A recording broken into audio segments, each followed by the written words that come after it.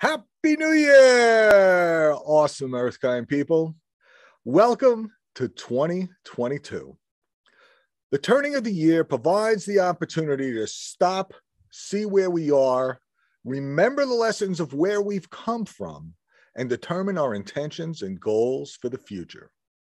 In the first awesome EarthKind podcast over a year ago, we interviewed Dennis Hayes, the original organizer of Earth Day, who then led the movement that made Earth Day the most widely celebrated secular holiday in the world, involving over 1 billion human beings.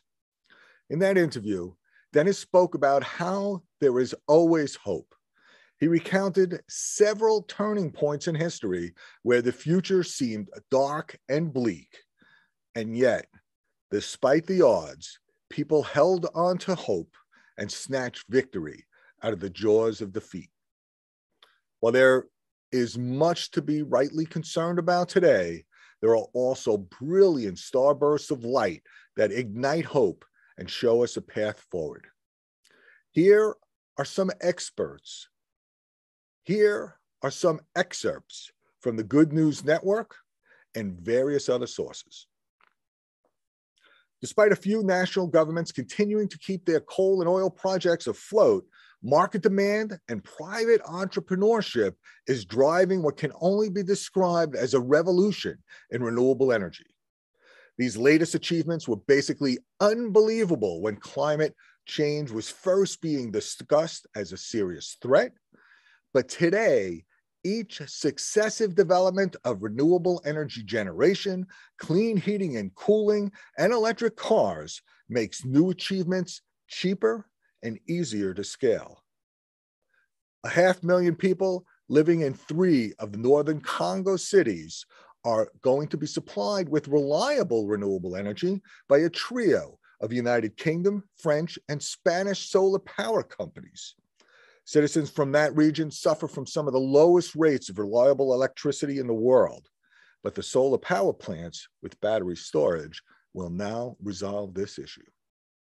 In West Africa, 2 Senegalese cities will find 60 megawatts of solar power available to them in the coming months, as a variety of institutions offer government financing for sustainable energy. Senegal is a heavy net energy importer, placing enormous financial burdens on people for the importation of coal and oil. And in Nigeria, one of Africa's largest economies, the solar power Niger program will equip 500,000 homes with solar panels, generating electricity for 25 million Nigerians. The United States National Renewable Energy Lab, or NREL, reports that solar and solar storage costs have fallen dramatically over the past decades.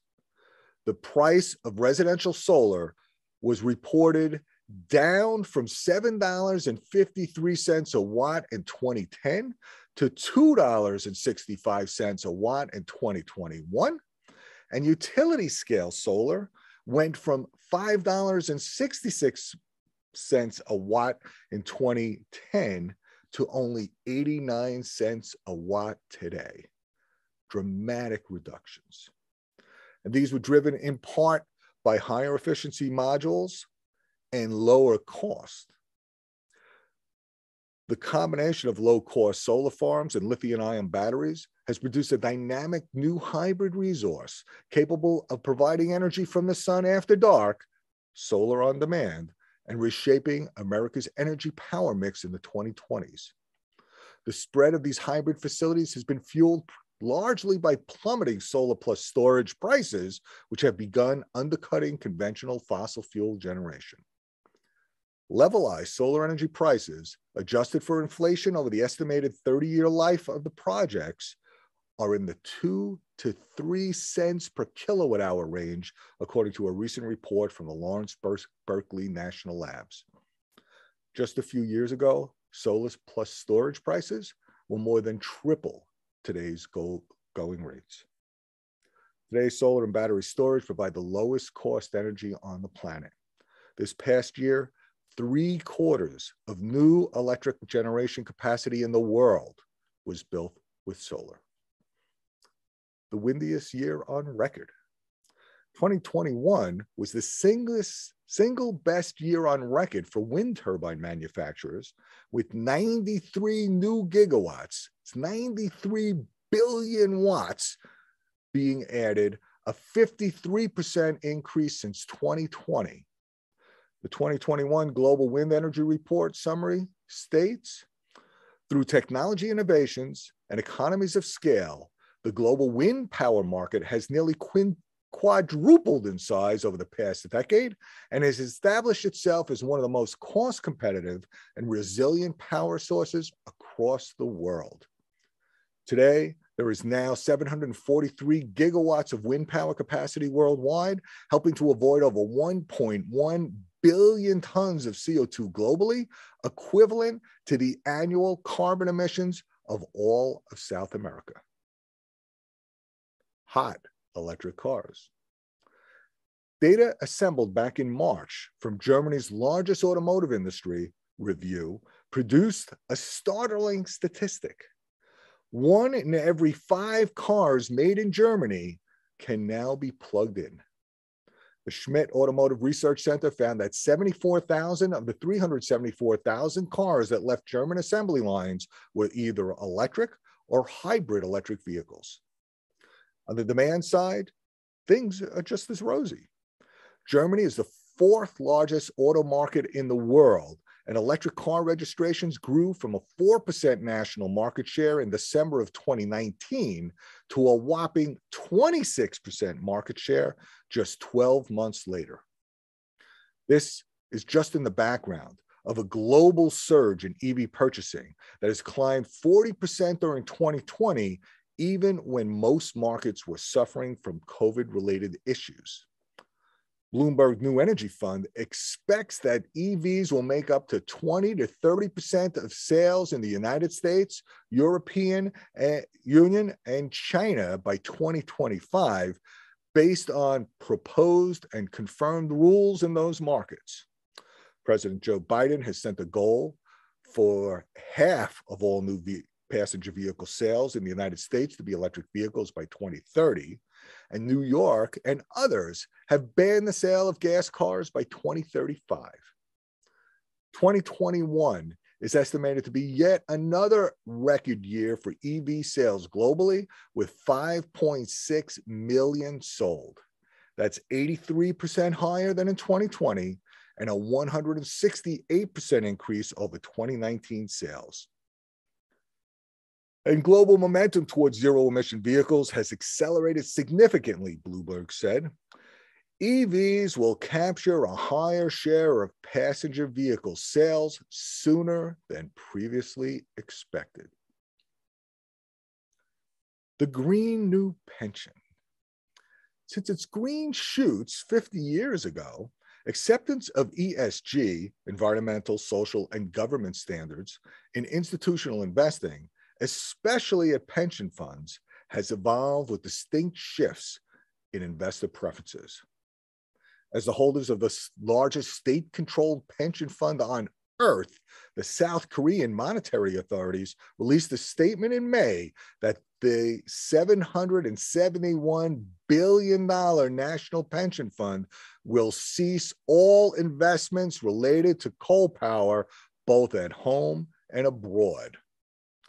The fund also announced that they would revamp guidelines for investment strategies to ensure a more sustainable pattern emerges in the future. Worldwide, ESG assets surpassed $35 trillion in 2030. That's up from $30 trillion in 2018 and $22.8 trillion in 2016. That is a third of current total global assets under management, according to the Global Sustainable Investment Association. ExxonMobil, long known for its anti-climate change positions, used to have bragging rights as the world's most valuable public company with $500 billion of market valuation in 2014. Now, though, America's largest oil company is in steady decline. It's been kicked out of the Dow Jones Industrial Average and has been devalued to half of its peak market value today. Adios coal. Spain hits 50% renewable milestone. Back in mid-May, the Spanish legislature announced that it would be phasing out all oil, coal, and gas production by 2042, and that all carbon-emitting vehicle sales would be banned by 2040. In the short term, the Spanish lawmakers want 74% of the national energy consumption to be entirely renewable by the end of the decade. And they are quite close to that goal already, as the month of May saw 50% of the nation's energy demand fulfilled by green energy. Romania has also joined the effort, alerting the European Union that through its National Recovery and Resilience Plan, the country would cease all coal production by 2032, at which time it plans to have installed 34% renewable electricity to take the baton. G7, the world's largest developed economies, all agreed to stop coal financing by the end of the year. Now that Japan is also on board, that leaves just Africa, India, and China as the last remaining holdouts. In the United States, 22 states now have carbon-free energy goals. Arizona, 100% carbon-free electricity by 2070. California, 100% carbon-free electricity by 2045. Colorado, 100% by 2050. Connecticut, 100% by 2040. District of Columbia, 100% by 2032. Hawaii, 100% by 2045. Illinois, 100% by 2050. Louisiana, net zero greenhouse gas emissions by 2050. Maine, 100% clean energy by 2050. Massachusetts, net zero greenhouse gas emissions by 2050. Michigan, economy-wide carbon neutrality by 2050. Nebraska, net zero carbon emissions from generation sources by 2050 for Nebraska Power and by 2040 for Lincoln Electric. In Nevada, 100% carbon-free electricity by 2050. New Jersey, 100% by 2050. New Mexico, 100% by 2045. New York, 100% carbon-free electricity by 2040. North Carolina, carbon neutrality in the electricity sector by 2050.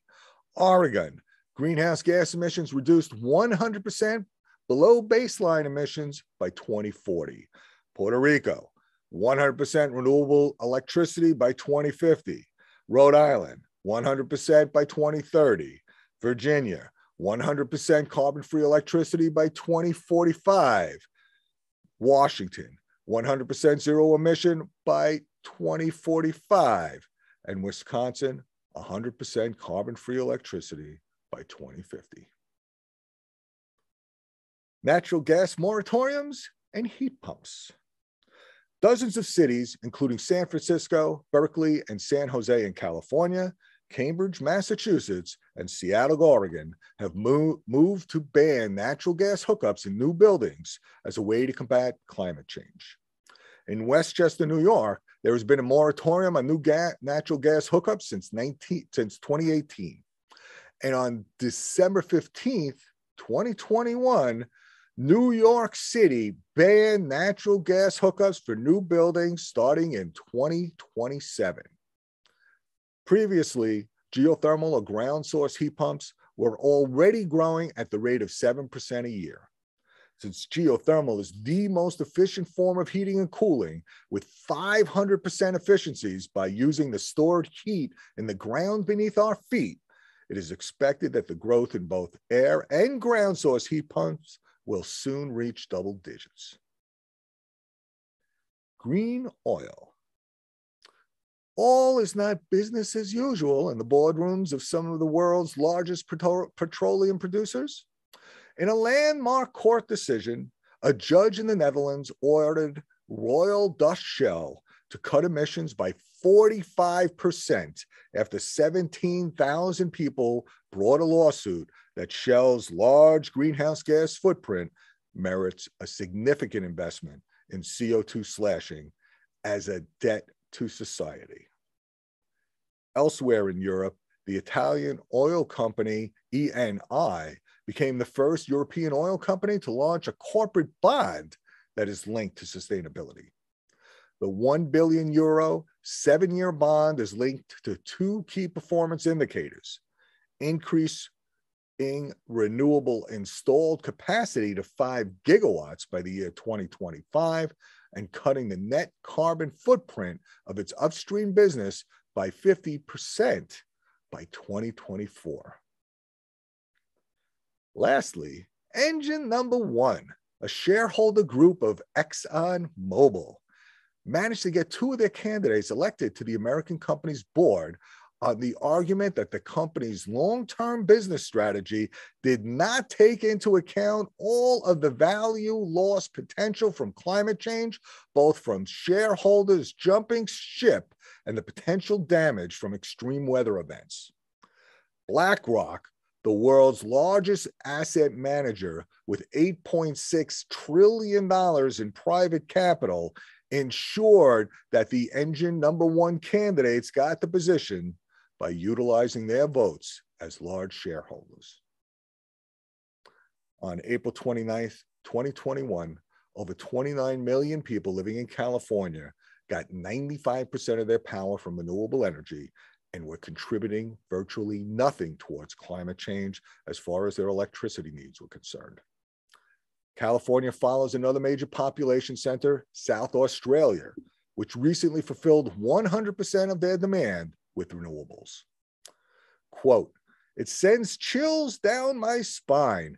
It's amazing," says Elliot Manzer, president and CEO of the California Independent System Operator, which runs the state's main power grid. "These types of transitions aren't always pretty, but we're getting a lot of renewable generation online, making a real dent in the state's carbon emissions." Manzer recently urged the state to construct another 10,000 megawatts of renewables, an equivalent of 1/8 of the entire state's baseload power, in order to cover the gaps in the grid. Covering gaps in renewables is important for two reasons. The first is that electricity is the only resource that must be consumed as soon as it's produced. That means projections of demand must always be just about perfect. The second reason is that renewables most often have no form of storage, and that the electricity they generate goes into the grid immediately upon production. To help navigate these national flaws in renewable energy, California has been a key leader in coordinating with other states in the West to share surplus power across state lines, creating a more robust grid, removing the need for more fossil fuels, and taking advantage of other states' resources. For example, California is much sunnier than Wyoming, but Wyoming has the most consistent wind power of any state. By utility companies in each place exchanging their baseload power with the strengths of the other, we can reduce fossil fuel input and increase grid stability. This is the best method for protecting against blackouts and drops in supply due to changing weather until cost-effective and sustainable storage technologies become widely implemented. A clean economy is equal to healthier communities. Scientists at UC Berkeley are hailing the state's diesel engine standards for dramatically dropping the amount of diesel particulate matter, or DPM, into the air and reducing the cardiopulmonary deaths attributable to poor air quality. If you never saw the pictures of the city of Los Angeles before the Clean Air Act, they looked like something out of the movie Escape from LA. But encouraging shifts away from high sulfur fuels and replacing diesel ships with electric ones has gradually scaled the horror show back. Quote, "Our analysis of mobile source DPM, diesel particulate matter, emissions suggests that many California sector-based policies have been highly effective," write the authors of the paper published in Science. They found from 1990 to 2014, the amount of DPM in the California skies fell by 78%, while cardiopulmonary and cancer deaths attributed to diesel pollution dropped by 82%. These are all just some of the many positive actions that have been happening around the country and around the globe. Obviously, there's still much to be concerned about. As I record this podcast, I have one son in Boulder, Colorado, whose former home community was just destroyed by the recent wildfires. Only 1 mile away from his current home, 100-mile-per-hour winds created a blast furnace of destruction for thousands of people. Thankfully, a massive snowfall has now contained that catastrophe. But my other son and his family were pummeled by 11 feet of snow on their way to their holiday vacation in Lake Tahoe. If you haven't seen the new comedy film, Don't Look Up, it's worth watching. While the insanity of ignoring science is pretty funny, the reality is that we can't allow ourselves to continue to be distracted by day-to-day petty politics and the ridiculous obsession with social media. We all need to join together, find a way to overcome our differences, and remember that our children's future is the one overriding priority that we all share. Creating a sustainable planet is a huge task. But as the recently deceased Desmond Tutu once widely said, there is only one way to eat an elephant. That's one bite at a time. Please figure out how to take your bite, and let's all keep moving forward, one small bite at a time.